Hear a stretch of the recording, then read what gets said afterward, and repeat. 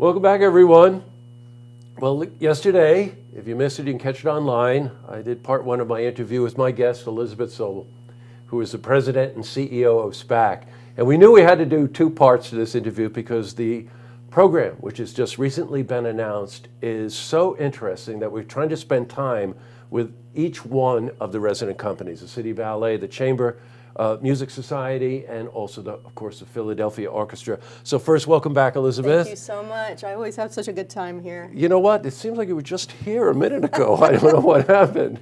I just want to recap. We were talking about the ballet season yesterday. I encourage everyone to go to spac.org and get to some of the details. But just some of the highlights from the season. It's an all Robbins night, an all Balanchine night. There's Stravinsky, and there's Stars and Stripes, there's Swan Lake. The gala, of course, is a wonderful event each year, and the gala lineup this year is pretty extensive too. But now we have to move on to the orchestra, and I'm going to toss something to you, Elizabeth, because in looking at the schedule, this word might be a little unusual, but there's a very interesting thread that's moving between the ballet, the chamber, and the orchestra. I know it's not just by happenstance. I know that, it's got a lot to do with the programming.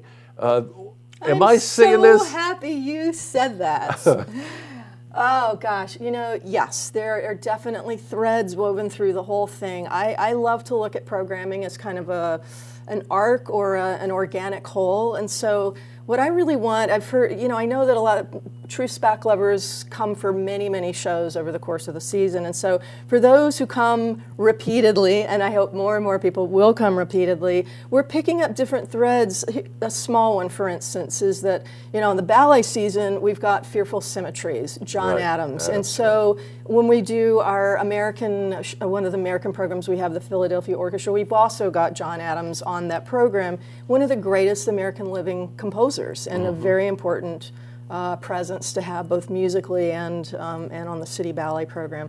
So there's that, but the other sort of overarching approach I took were sort of festive and thematic approaches. So we are, with the orchestra, having 3 festivals, Russian, French, and American, and then we're ending the festival of the Philadelphia Orchestra season with a night at the opera, because Yannick Nézet-Séguin, the conductor whom we all love, of the Philadelphia Orchestra, is the new music director designate of the Met Opera. And so from the minute I took this job, I called Peter Gelb at the Met and said, I would love to do sort of a tribute to Yannick and the Met and singers from the Met, because we haven't really had big opera on the stage, as you all know, for a long time. So this is a kind of a gala evening of arias. It's not opera per se, a full production, but it will be glorious. And these are some of the greatest singers of their generation who are joining us. For those who are concerned that they're not going to get their 1812 overture and fireworks, we're actually starting the Philadelphia Orchestra season with fireworks to celebrate this incredible lineup that we have with them. Hence the phrase "start with a bang." Is it okay? I can't control myself. You know what? I want to go into the themes. Yes. Some of you have been to SPAC many times, I know, but it's really nice when they put these mini festivals together. Find a theme and then really work the theme. What I'm finding real interesting about this season is that the theme crosses over between the chamber, the ballet, and the Philadelphia Orchestra. So there's a reason to come back to find out how these threads are woven together. Let's spend a minute on the Russian Festival. It opens the first week. It's 3 nights. It's 3 nights. Yes. Yeah, because we're going to talk about the weekends in a second. Exactly. But give us the idea about the 3 nights, because I'm seeing composers, for instance, I'm seeing Tchaikovsky, I'm seeing Mussorgsky, I'm seeing Stravinsky, and these are names that I'm seeing in the ballet schedule also. Exactly. Well, obviously the City Ballet has such a, part of their DNA is most definitely from Russia, clearly, and there's so much of the great classical repertoire is Russian, and you've just named a lot of the composers. I personally, having been a music student and a pianist, was always obsessed with the arts and music of Russia. So this is kind of a personal, this is personal for me too. Nice, great. And then as you mentioned, the Russian theme goes from New York City Ballet into the Philadelphia Orchestra, and Chamber Music Society themselves have also picked up for us the Russian theme in one of the programs. And we even have a family show, Cirque de la Symphonie, who've been here before and people love. They also agreed to pick up the Russian theme. So all the music that they're doing in their evening is Russian repertoire. Boy, this is so exciting. And one thing that's a favorite, any summer night in Saratoga, when the orchestra does the music of John Williams. And John Williams, as many of you know, is the composer for many of the iconic movies like E.T. and Raiders of the Lost Ark and Star Wars and all that. There's something magical that happens. It's family night for Saratoga. Bring your children, bring your grandchildren. And it's very interesting, right, Elizabeth, to listen to John Williams' music without watching the screen. He's a brilliant composer. And two of those Saturday nights, the first and second night of E.T. Devoted. and Raiders of the Lost Ark. Oh, two of your three that you just mentioned. That's very great. Excited now, about that. moving into the second week, that's the American Festival. When you say American, what do you mean by American? Well, by and large, American composers. We also have as the conductor Marin Alsop, who's not only American, but also one of the great conductors out there, but she has a very close ties with Saratoga.